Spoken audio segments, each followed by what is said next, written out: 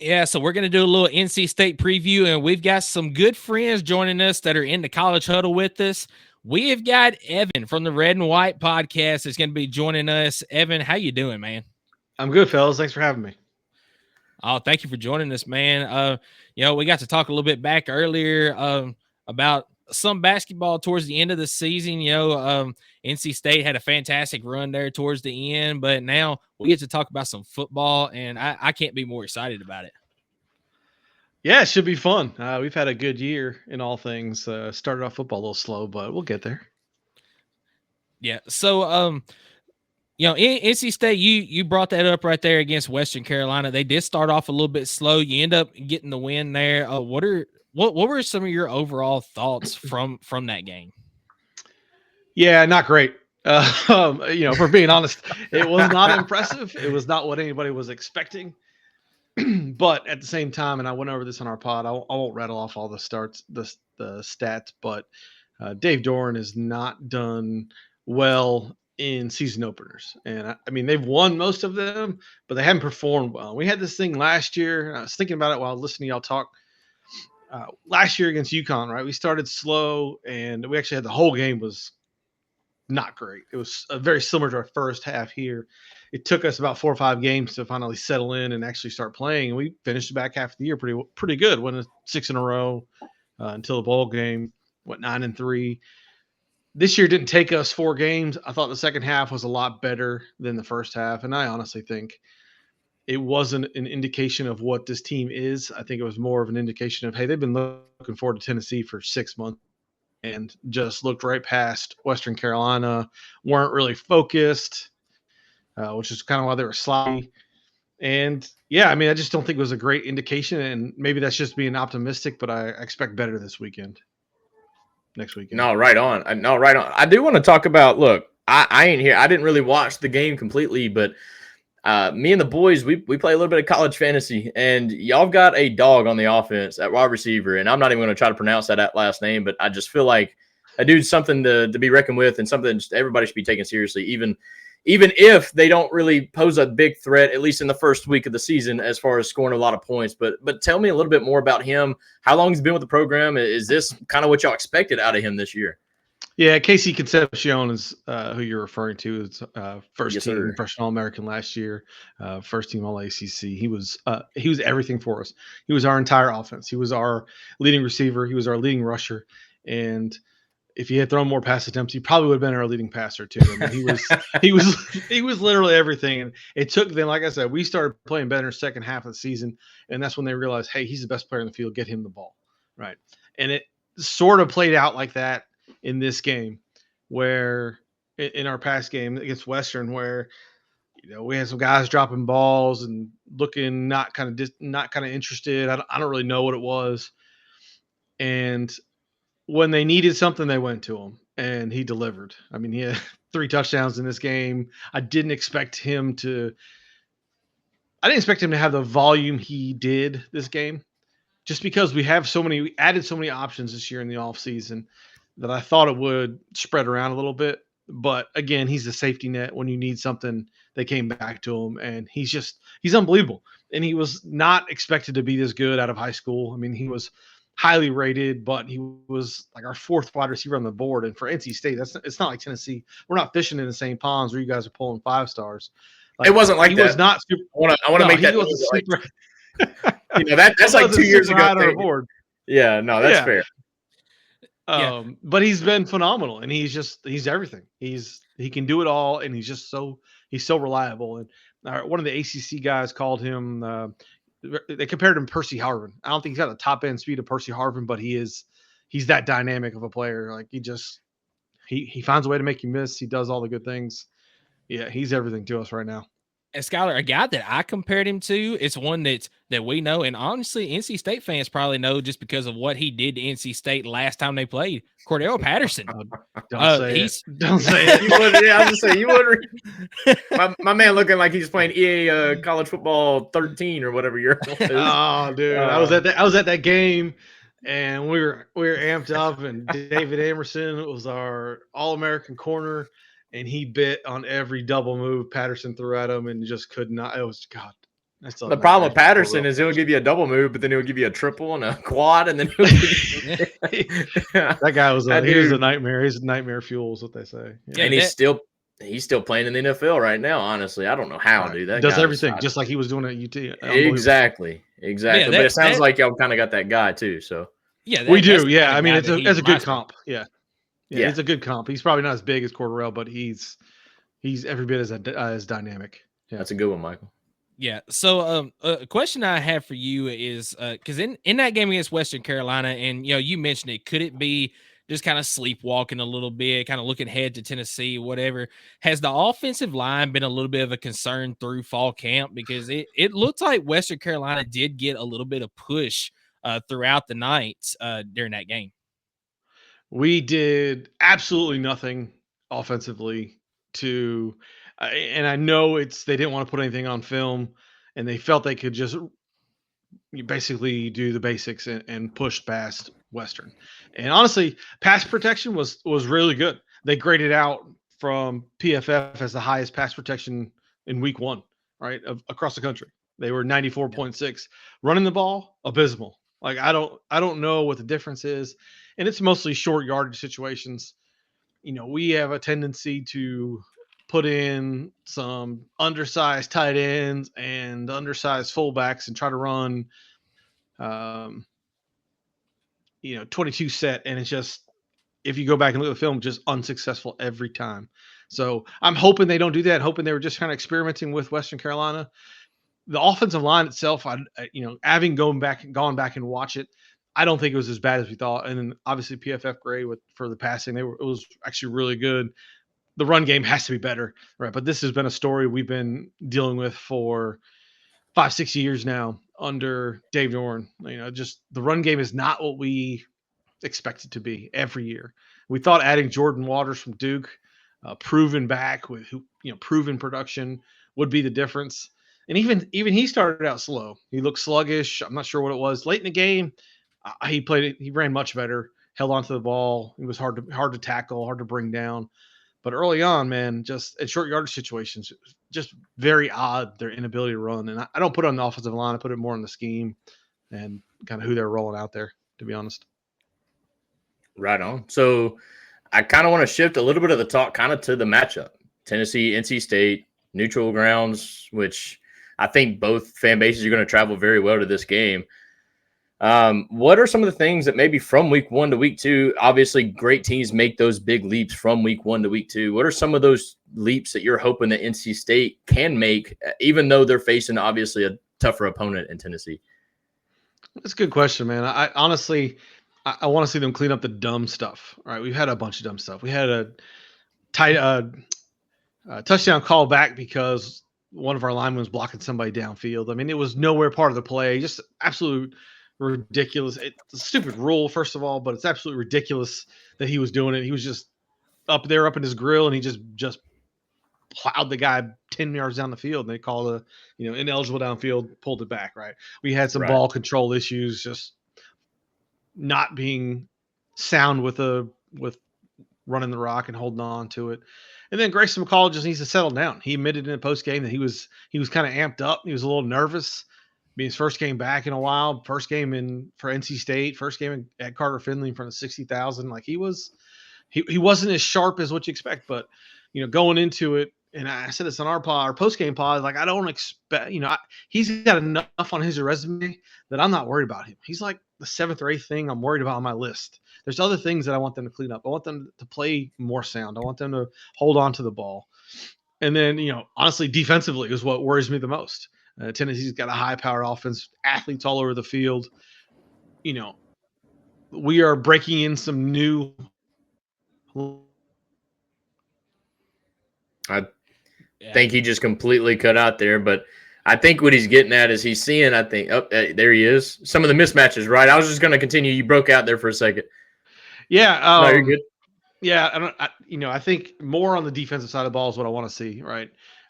We need to see improvements. We're breaking in a bunch of new linebackers, and they weren't sharp. We've been historically, when we're successful, we're gang tackling, and we had a lot of solo tackles. We had a linebacker, our outside linebacker had 1 tackle, and one of our cornerbacks was our leading tackler. Now, we did sit back mostly in cover 3 and let Western Carolina just throw everything they wanted underneath. But yeah, to me, like I need to see defensive improvement there. I need to see them be more aggressive, which I think we'll see. Right, I think that was all in 100% intended scheme, but the guys weren't sharp, and they need to tighten that up. Yeah, Right. that's the good and the bad of playing maybe a weaker foe in week 1. Yeah. As you kind of find out, do you have a team that's going to lock in and be ready, even though it is a weaker opponent? You know, kind of like us with Chattanooga, like you're winning the game. It's at that point how bad you're going to beat them, but like staying locked in, play by play, being able to do that. You kind of find out early on what the team's going to respond to, right? Whether they're going to be that way or if they're looking ahead, which I do think in this instance, possibly they were looking ahead to Tennessee because I do think that is probably the game that everybody circles, right? In the off season, like that Tennessee game 100%. right there. That's the one. That's we're ready to go for that one. And then in the meantime, you look right over, the opponent that y'all faced, but it's all good. I mean, I think y'all's defense is going to be not just more locked in, ready to rock and roll. I think you like you mentioned, you're going to be a lot more creative too. You're not going to be, showing some looks pre-play. You're going to be throwing some decoys out, right? Making it look like it's cover 2, but in reality, you're doing cover 4 press. Y'all are going to be throwing some different things, and we have a young quarterback. So it's going to be, a little bit challenging on him, especially if y'all throw that, especially if you add in some blitz as well. I think y'all are going to definitely be throwing that at us.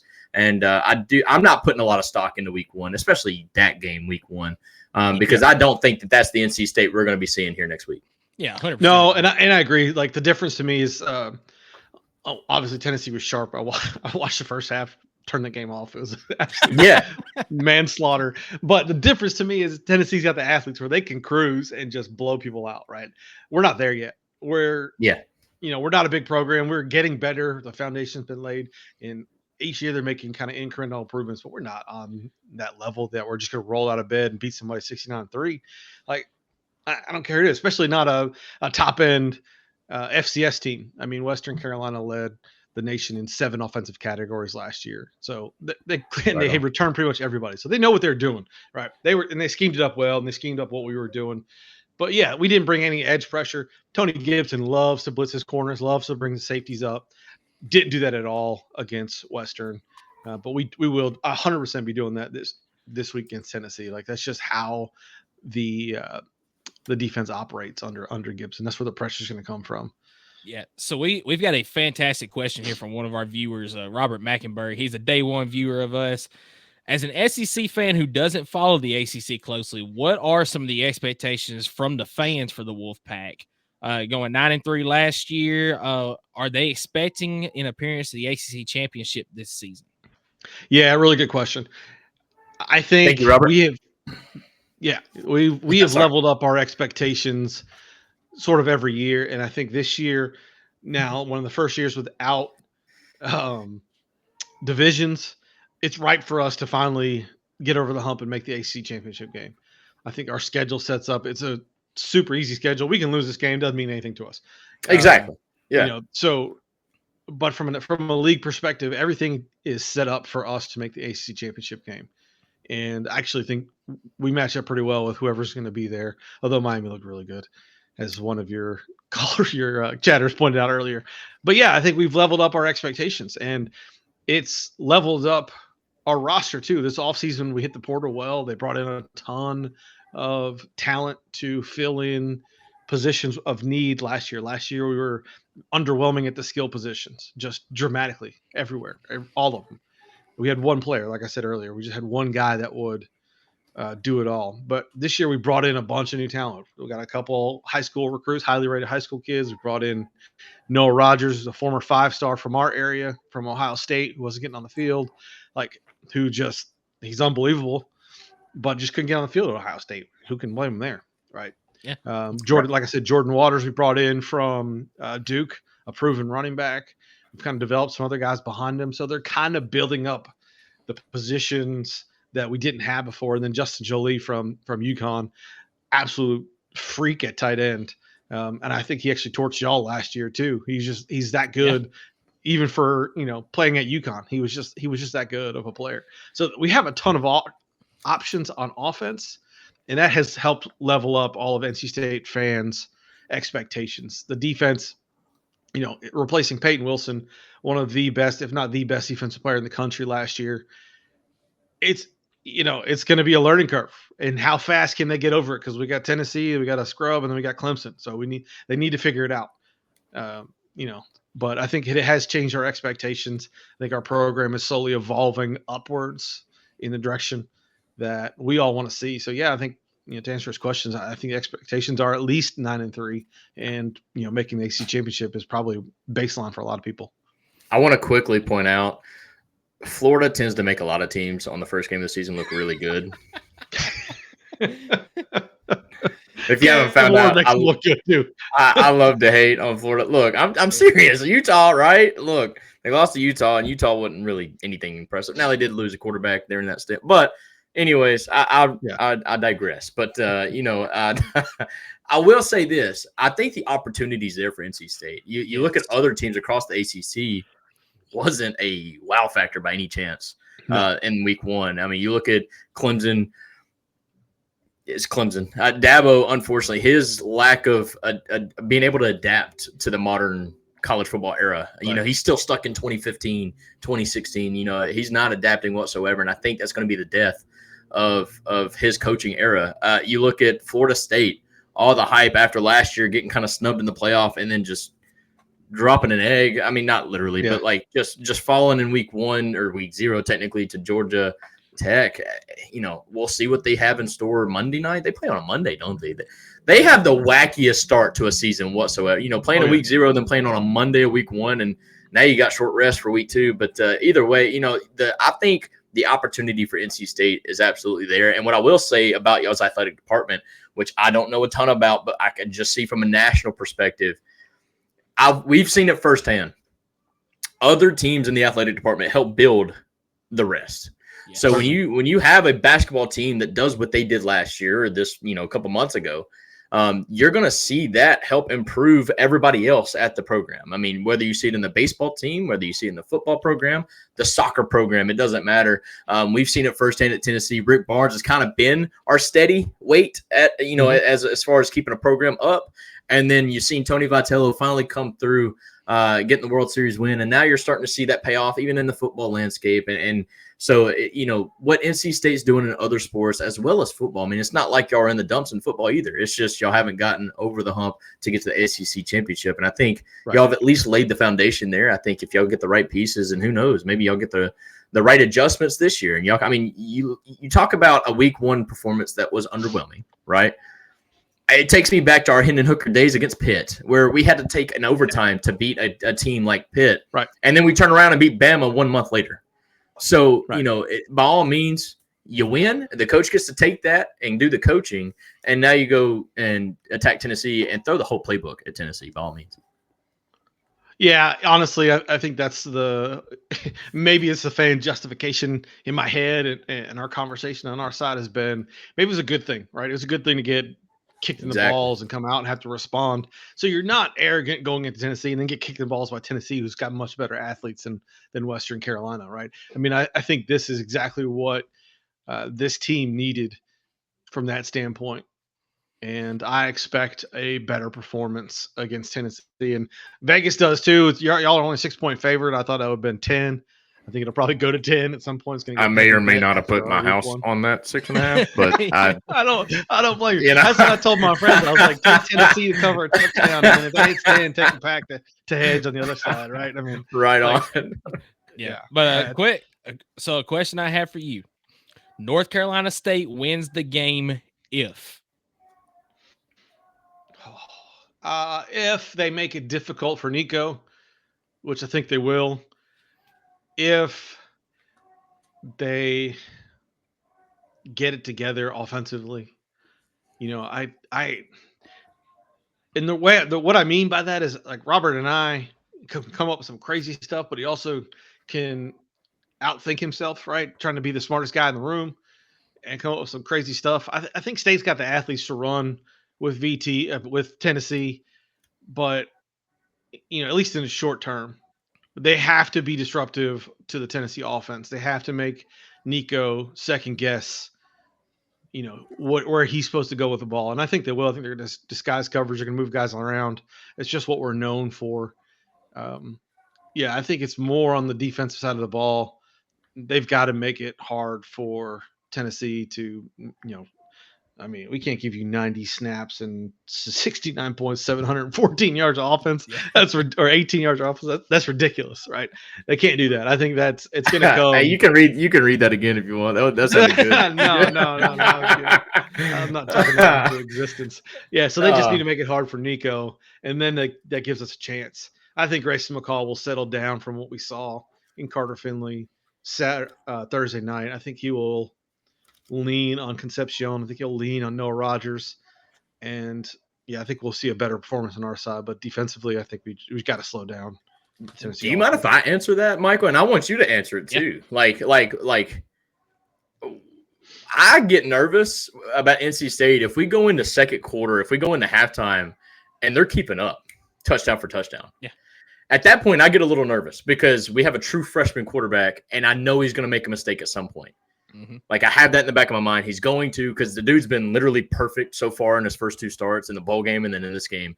He's going to make a mistake. And if we're going punch for punch, if McCall and Concepcion, right? Mm-hmm. Yep, if they just lock in, and then maybe they get some help from a tight end or something underneath when we're doubling that guy. If they are just punching for punch, right, and into halftime, and we're tied up maybe 17-17, whatever, I get a little nervous. I think at that point, NC State absolutely has a shot. But what about you, Michael? Like, what would be like the thing that NC State would do to make you nervous going into the second half or going into the fourth quarter? Yeah, so I think Evan touched on a big thing. As long as they can disrupt Nico, maybe confuse him on some things. But I'm going to go with, if the NC State offensive front can not stop Tennessee's defensive front, but if they can slow them down enough to where Grayson McCall has time to make decisions, then I think absolutely that Grayson McCall and those playmakers that Evan was talking about that they brought in this year, especially Concepcion, they can take advantage of a inexperienced and youthful secondary that I was saying I still don't have all the answers about. I think that they are really good at tackling this year where they haven't been in the last couple of years. But I think that there's still enough inexperience there that we saw yesterday, a few plays where there was some busted coverage. I did mention they recovered well, which was great. But are they going to be able to recover that well against an FBS opponent like NC State? So I think if the offensive front, and I'll add in, tight ends and running backs because they're in with that pass blocking, if they can slow down Tennessee's front seven enough to give Grayson McCall time to make plays, then that's what has me nervous. Yeah, right, offensively, that's pretty much what I said on ours is, can we block James Pierce and the rest of them? That's going to come down to. Pass protection, I actually feel okay that they'll handle pass protection. Will they be able to generate any kind of push to run the ball?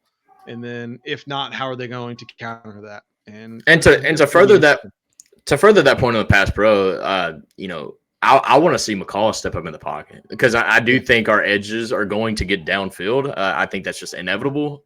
Can he step up in the pocket, give himself an extra second, and deliver the football under duress? And maybe not even a clean pocket. Can he still step up and have that confidence? And that is something I'm going to be looking out for. But, Evan, I want to ask, and if you don't want to answer this, totally fine, but do you have a score prediction for the game this weekend? I'm going to guess like 34-27,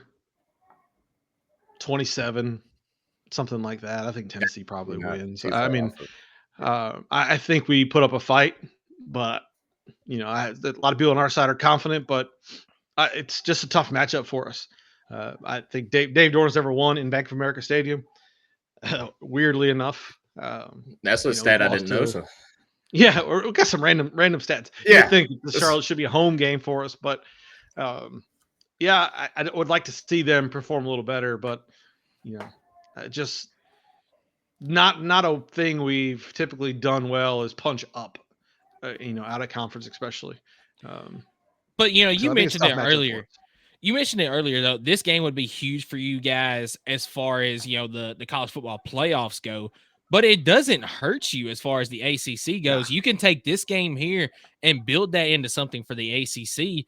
And, if you make that conference title game and win it, you're in the playoffs automatically at that point. So, you can look at this game one of two ways, as far as, you can win the game and, let that build on what could be a really successful year, or you can lose the game and take that game to, give yourself some extra motivation to perform well during conference play.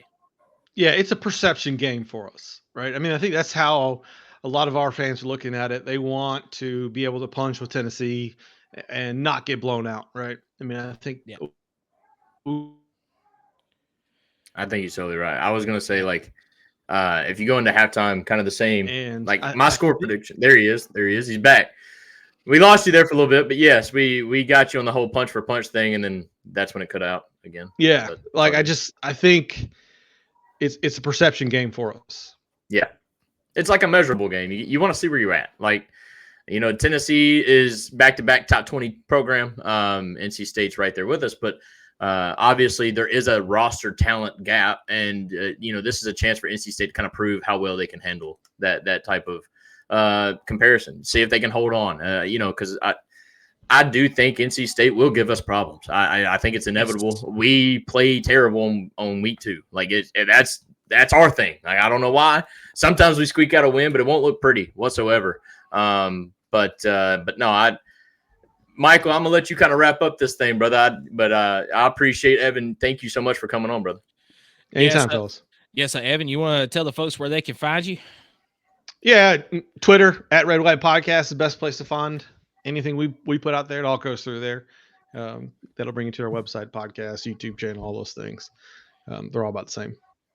Yeah, Right and I've also got the Twitter and the YouTube linked in the YouTube comments here. You can also find both us and Evan and the Red and White Podcast at the College Huddle. That's where we found Evan, was the College Huddle.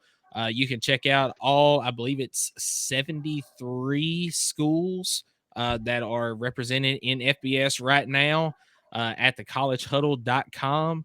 But you can go there and find pretty much any ACC, SEC team that you want, Big Ten. I mean, you can find all sorts of different podcasts there. But Evan, we really appreciate you coming on this week, and we're looking forward to the game this weekend. Yeah, me too. Anytime, fellas. Yes, sir. All right, take care.